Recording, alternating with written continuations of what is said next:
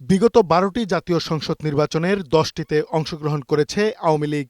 এসব নির্বাচনে আওয়ামী লীগ প্রদত্ত ভোটের সর্বনিম্ন ২৬.৮৩% থেকে সর্বোচ্চ ৭৩.২% ভোট পেয়েছে। প্রতিদ্বন্দ্বিতাপূর্ণ নির্বাচনে প্রদত্ত ভোটের ৩১.৮১% থেকে ৪৮.০৪% পর্যন্ত ভোট পেয়েছিল। ২০১৪ সালে বিনা ভোটের নির্বাচন, ২০১৮ সালে রাতের নির্বাচন ও ২০২৪ সালে আমিডামি খ্যাত নির্বাচনে বিপুল সংখ্যক জনগোষ্ঠী ভোটাধিকার বঞ্চিত হয়েছেন।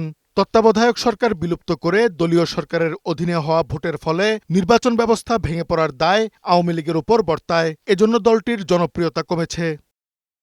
২০২৪-এর গণঅভ্যুত্থানে শত শত মানুষ নিহতের ঘটনায়ও সে সময়ের ক্ষমতাসীন দলটির দায় আছে। ফলে সাধারণের মধ্যে জনপ্রিয়তা ব্যাপক হ্রাস পায়, যা সাম্প্রতিক কয়েকটি জরিপেও উঠে আসে। দলীয় কার্যক্রম নিষিদ্ধ থাকলেও সামাজিক যোগাযোগ মাধ্যমে আওয়ামী লীগ জনগণকে ভোট বর্জন করার আহ্বান জানিয়ে আসছে। তবে রাজনৈতিক বিশ্লেষকরা বলছেন, আওয়ামী লীগের সমর্থকরা ভোট দিতে যাবেন। আওয়ামী লীগের ভোটাররা নিজেদেরকে রিহেবিলিটেট করার জন্য তারা ভোটে যাওয়ার সম্ভাবনা আছে।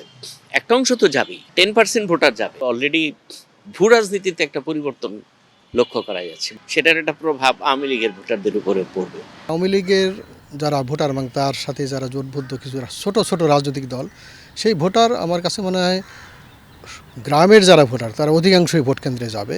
শহরের কিছু ভোটার যারা ডাইহার্ড সাপোর্টার তারা নাও যেতে পারে। বিশ্লেষকরা বলছেন, ভবিষ্যতে রাজনীতি করার সুযোগ তৈরির জন্য ভোট দিবেন তারা। আওয়ামী লীগও পরবর্তী সরকারের সময় তাদের এখন তাদের কর্মকাণ্ড যে নিষিদ্ধ অবস্থায় সেটা যাতে আবার তাদেরকে অনুমতি দেওয়া হয় দল হিসেবে কর্মকাণ্ড পরিচালনার জন্য, এই জন্য তারা হয়তো এখানে তারা ভোটে অংশগ্রহণ করবে। আওয়ামী লীগের ভোট কয়েকটি দলের মধ্যে ভাগাভাগি হবে বলেও মনে করেন বিশ্লেষকরা। ডেফিনেটলি ওরা ভাগ হবে আমি মনে করি। আমি যেটা অনুমান করতে পারি যে তার একটা বড় একটা অংশ বিএনপির পেছনে যাবে। একটা বড় অংশ বিএনপি যারা প্রার্থী তাদের মধ্যে যাবে, জাতীয় পার্টি কিছু পেতে পারে, ইভেন জামাত ইসলামেরও কিছু ভোট পাবে বলে আমার কাছে মনে হয়।